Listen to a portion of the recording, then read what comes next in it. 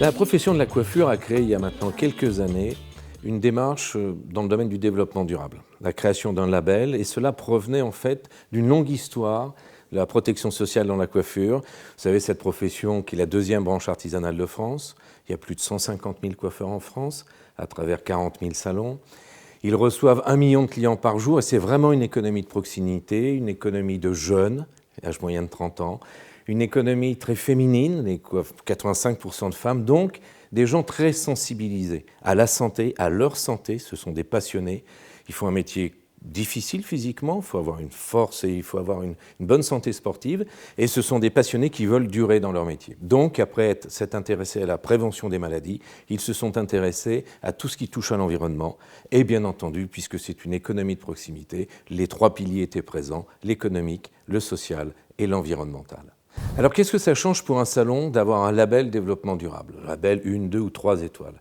Ça change en fait pas mal d'abord de comportement. Le comportement du coiffeur, le comportement des salariés, du fait que l'on fait attention à avoir des équipements ergonomiques, du fait que l'on fait attention à avoir des sèche-cheveux moins lourds, à avoir des ciseaux adaptés, eh bien déjà on réduit le nombre de troubles musculo-squelettiques. Du fait que l'on fait attention aux odeurs dans le salon, eh bien on réduit les nuisances d'une part, on porte des gants, donc toute l'approche santé est très importante pour ces professionnels qui, de par la chimie des produits, a un risque supérieur à la moyenne de la population française. Le consommateur, lui, bien entendu, n'est pas atteint par cette problématique chimique des produits.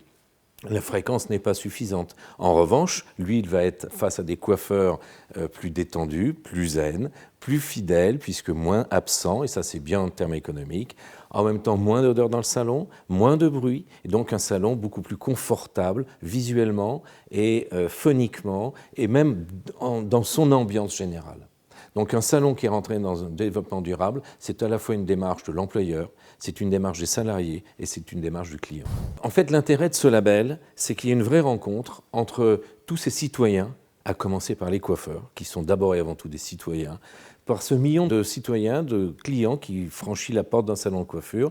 Donc c'est vrai qu'il y a une vraie rencontre entre des professionnels passionnés et des clients en attente. Nous sommes dans une société en France aujourd'hui où on est très à l'écoute. On le verra bien et on le verra en fin d'année 2015 avec la conférence sur le climat.